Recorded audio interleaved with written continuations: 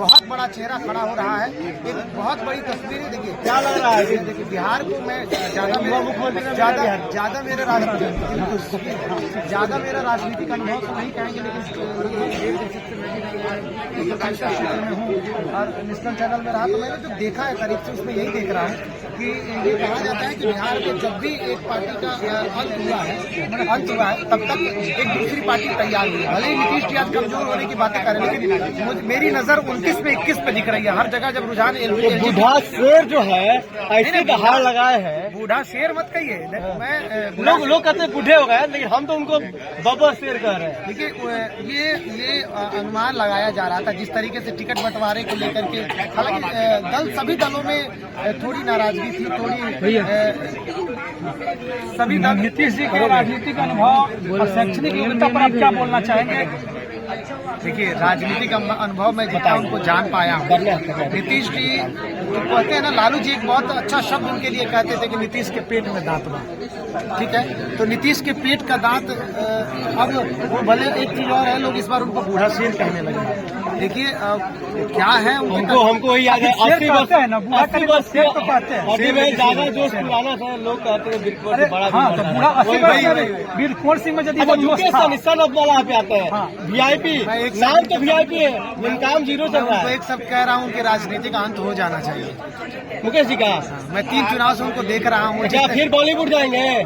बॉलीवुड तो चल ही रहे हैं, वो छोड़े कहाँ है। उनका इससे बेहतर है, बड़े बड़े फिल्में की हैं उन्होंने। उनका कारोबार चल रहा है बॉलीवुड बढ़िया, बहुत अच्छा चल रहा है भाई। वो आप संजय लीला बंसाली का सेट बनाने वाला व्यक्ति है, वो यहाँ क्यों टाइम वेस्ट कर रहा है? इससे बढ़िया वो काम करना चाहिए। संजय लीला बंसाली के एक दो ने देवदास का सेट बनाया, सेट बनाते हैं मुकेश सहनी। हाँ जी, तो उनका वहाँ रोजगार काफी बेहतर था, इस रोजगार से ज्यादा बेहतर वो रोजगार है। तो यहाँ झूठ मूठ में खर्च कर रहे, राजनीति सरजमी तलाशने की कोशिश कर रहे हैं और लग नहीं रहा है कि वो वक्त आएगा सर। अब आप क्या बताएंगे? जन स्वराज के संस्थापक प्रशांत किशोर जी बोले 25 से कम सीटें आएंगी जदयू को। उनकी राजनीतिक अनुभव बिहार से छोड़ देंगे राजनीति, याद है सब। अब बिहार से राजनीति शुरू करना चाहे तो आप आम जनता से क्या बताना चाहिएगा कि उनके राजनीतिक अनुभव पर यहाँ की जनता क्या जवाब दी है प्रशांत किशोर जी? एक राजनीति रणनीतिकार होना और एक राजनीतिज्ञ होना में बड़ा अंतर होता है। आप तो मानते हैं सर, कोई अपडेट है? हमारे से बड़ी है तो ज्यादा ही अब नहीं है। देखिए प्रशांत किशोर बड़े बड़े दावे करने लगे थे, ठीक है, और कुछ लोग कह रहे थे कि इनका से बिहार ना चले। सही बात है, वो सपने बड़े लेकर के आए थे, लेकिन सपने को बिहार के लोगों को समझा रहे थे। हम बिहार के वो लोग हैं जो ट्रेनों में सफर करके बाहर रह के पलायन करके मजदूरी करना पसंद करते हैं, पर अपनी खेत में अगर 4 रुपए की आमदनी हो तो नहीं करने वाले हैं। प्रशांत किशोर ने सोचा कि हम इनको खेती में ही दिखा देंगे कि इसी में दुनिया है, वो नहीं कर पाए। मतलब बरगला देंगे लोगों को? नहीं, सोच को बरगलाना हम नहीं कह सकते। लोग या तो उनके प्लान को नहीं समझ पाए, वो क्या कहना मतलब बिहार में बिहार को वो नहीं समझता। देखिए हाँ, बिहार को वो नहीं समझता। एनडीए तूफान ला दिया है ना अभी तक हाँ बिल्कुल, अब तक के रुझानों में तो तूफान क्या है, 200 छू देना बड़ी बात। चक्रवात लग रहा है, पहुंच गया चक्रवात है। बिल्कुल महागठबंधन ने 5 राष्ट्रीय जनता दल की लगातार बढ़त बननी चाहिए, तो लगातार गिरावट आते हैं तो 50 से 32 पर आ गई और बीजेपी 89 पर चले गए। हाँ, मतलब बीजेपी खुद 89 पर चले गए और जेडीयू 79 पर चले गए।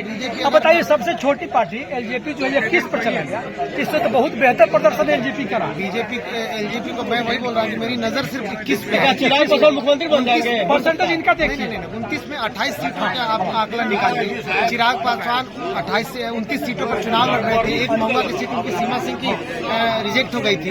28 सीटों में 21 सीटें लाना 7।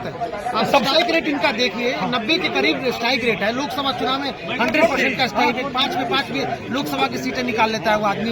29 सीटों पर जीत पर अड़ा हुआ था, और वो अड़ा हुआ व्यक्ति अगर इसमें से 7 सीटें गंवा रहा है तो जो 100 लेके, और जो 130 पे 38 पे लड़ रहा है वो 130 लेकर 140 पे लड़ रहे हैं, और वो 30 निकाल रहे हैं, वो 108 सीटें लूज कर रहे हैं। तो उससे तो बड़ा चिराग, यानी कि तेजस्वी यादव से बड़ा चेहरा चिराग पासवान का हो गया।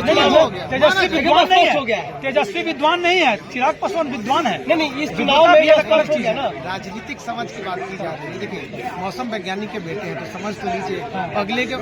अगले का थर्मामीटर भी उसी का है जिसका पैरामीटर उसने पढ़ा है।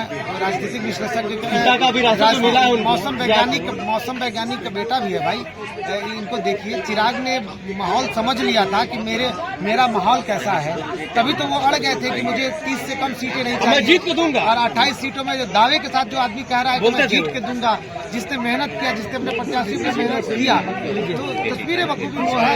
बड़ी अपडेट आ रही है हर चीज से कि सोनू पासवान जा रहे हैं। राजेश राम पीछे चल रहा है। राजेश राम ये बहुत बड़ी खबर है। साजिश है क्या है? साजिश राउंड से रिपोर्ट आ रहा है।